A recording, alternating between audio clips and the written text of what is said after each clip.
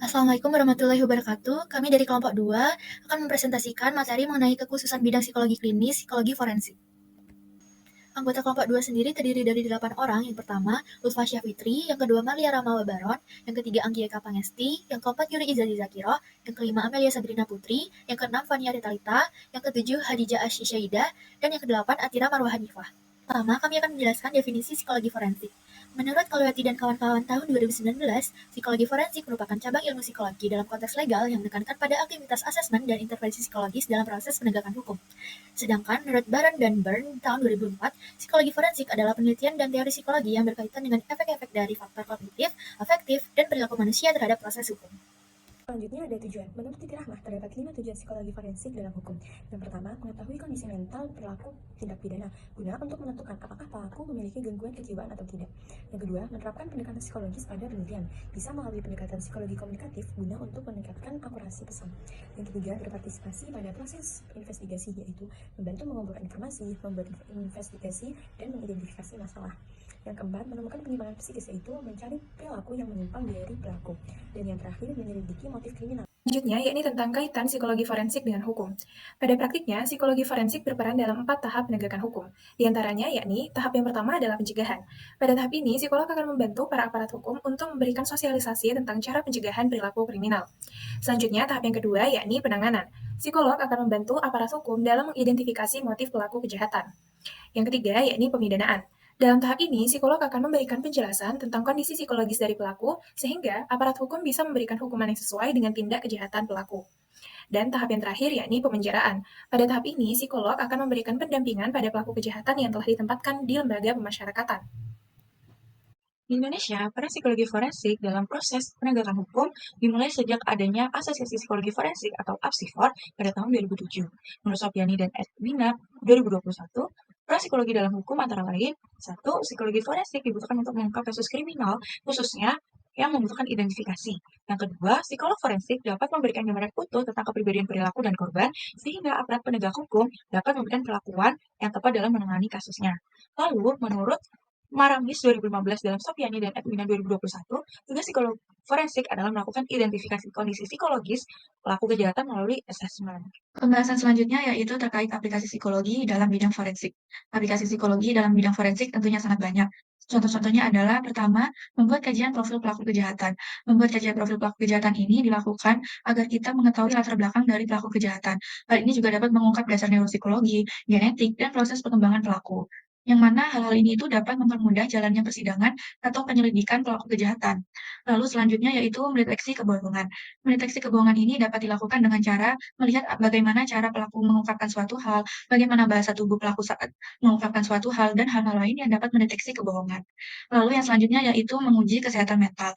Menguji kesehatan mental ini dapat dilakukan agar kita mengetahui faktor penyebab pelaku melakukan kejahatan, yaitu dengan mengungkap apakah ia memiliki kelainan mental, apakah ada hal-hal lain yang dapat memicu terjadinya pelaku ini melakukan kejahatan.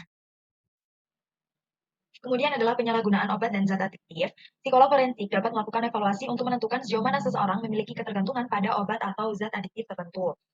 Menganalisis profil psikologis individu yang terlibat dalam penyalahgunaan zat untuk memahami motif, dorongan, dan masalah emosional yang mungkin mendorong perilaku tersebut. Psikolog forensik dapat berperan sebagai saksi ahli dalam pengadilan untuk memberikan pandangan mereka tentang dampak psikologis penyalahgunaan obat terhadap perilaku dan kesalahan hukum.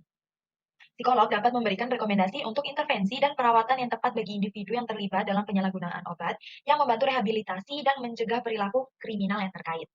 Kemudian yang keenam ada kekerasan seksual dan kekerasan domestik.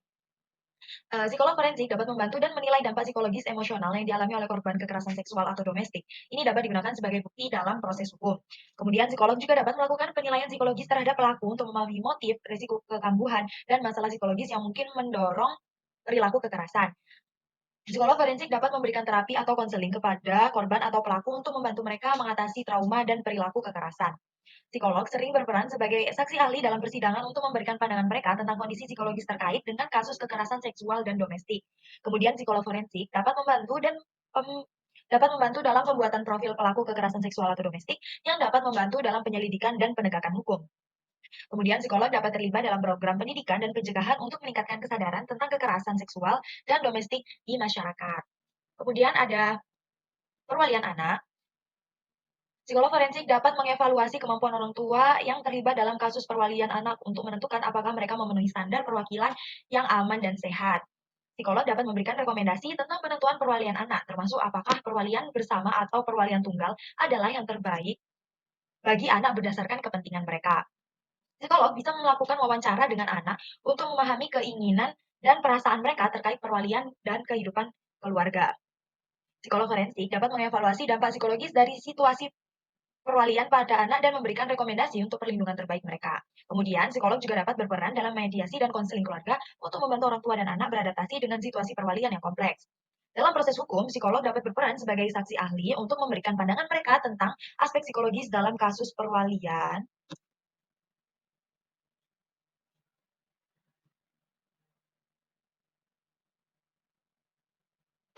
Perwalian anak.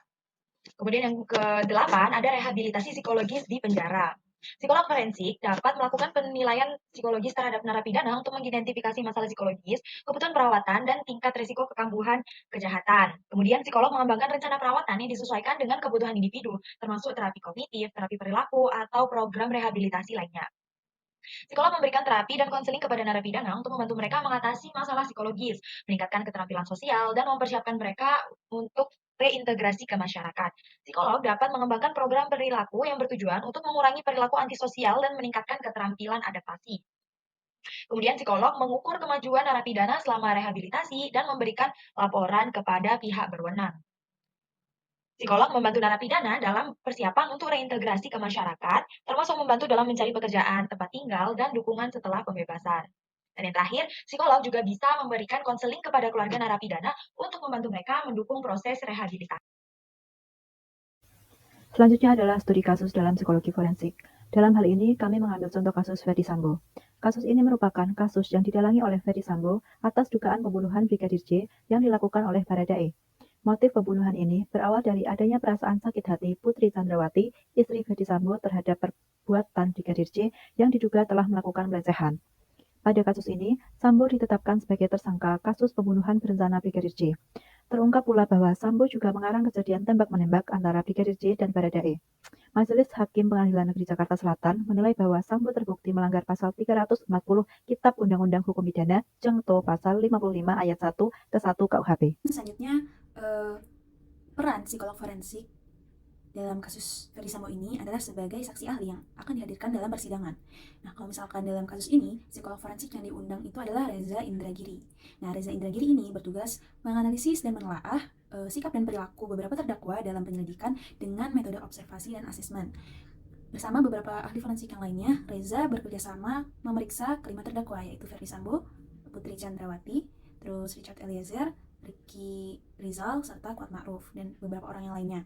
Nah, kemudian, berdasarkan laporan hasil asesmen, Sambo ini dinilai sebagai figur yang baik dalam kehidupan sosialnya dan pribadi yang patuh terhadap aturan normal. Akan tetapi, menurut saksi ahli, Sambo ini jika dihadapkan oleh situasi yang bisa mengganggu harga dirinya, ia bisa dikuasai oleh emosi. Kemudian, adapun untuk hasil asesmen dari Richard, saksi ahli menyebutkan bahwa Richard ini merupakan pribadi yang memiliki tingkat kepatuhan yang tinggi dan pribadi yang otoritatif.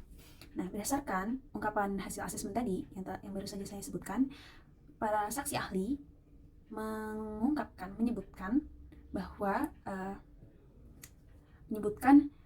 adanya potensi untuk melakukan tindakan pidana, baik itu oleh Sambo karena Sambo dinilai mudah dikuasai oleh emosi, maupun pada Richard, karena Richard ini merupakan pribadi yang memiliki tingkat kepatuhan yang tinggi yang mana bisa memunculkan perilaku destruktif apabila ia dihadapkan oleh figur otoritatif yang memiliki posisi yang lebih tinggi daripada dirinya.